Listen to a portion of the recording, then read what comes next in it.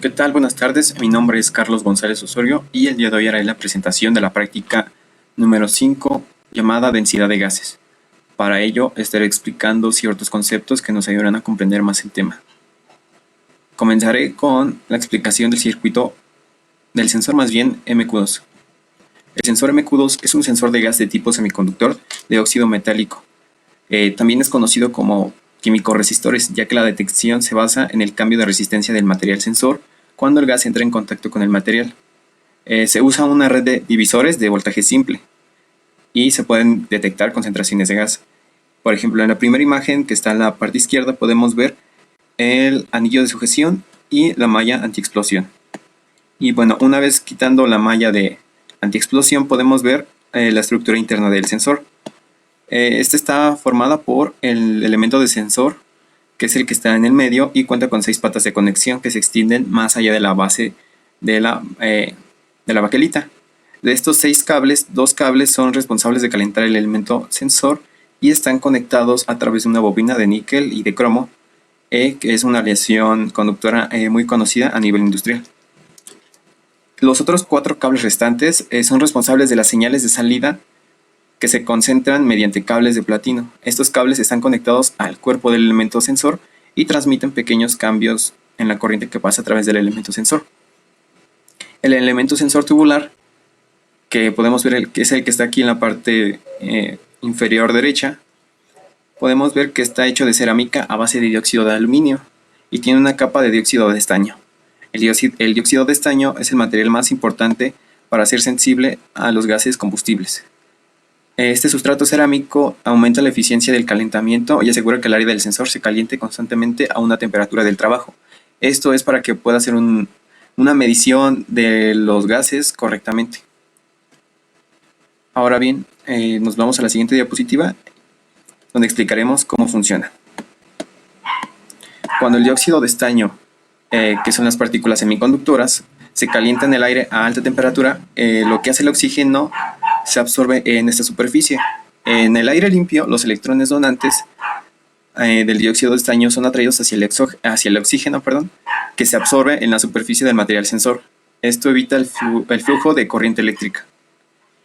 Y bien, en presencia de gases reductores, la densidad superficial del oxígeno absorbido disminuye a medida que reacciona con los gases reductores. Después, estos son liberados en electrones en el dióxido de estaño, lo que permite que la corriente fluya libremente a través del sensor. Como lo había mencionado en la primera parte, que es químico resistiva, dependiendo del tipo de gases o que esté detectando este sensor, pues podrá tener una variación entre 0 y 5 volts. Estas variaciones, lo que hace el sensor es transformarlas a una forma de codificación con el Arduino para que nos pueda mostrar las partículas por millón que estaría detectando este sensor. Y bien, ahorita pasaremos al área del desarrollo, con el cual estaré explicando cómo es que se conecta los sensores y la pantalla del display para observar bien los datos. Bien, el código que estaremos agregando al Arduino es el siguiente. Como podemos ver, estamos incluyendo la librería MQ2, que es del sensor, y la librería Liquid Crystal, que es la del display. Aquí podemos observar cómo estamos declarando la entrada analógica del Arduino, que sería la A0, y cómo estamos declarando las variables de los gases, del óxido de carbono y del humo.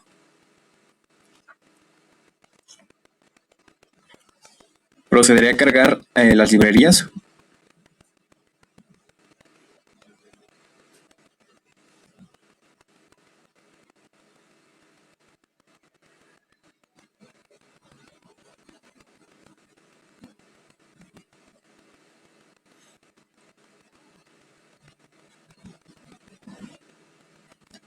Como se puede observar, este mensaje me aparece ya que yo ya había cargado con anterioridad dichas librerías. Ahora procederemos a verificar el código y ver que no hay ningún error.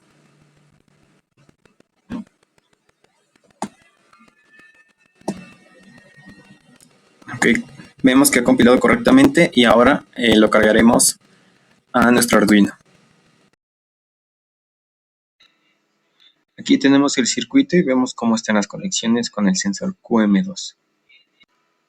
Aquí podemos ver cómo el óxido de carbono aumenta. Esto es debido a la flama que genera el encendedor. Ahora bien, si solamente dejamos fluir el gas, podemos ver cómo los valores del LPG son los que empiezan a aumentar. Este sensor detecta el óxido de carbono y los gases licuados.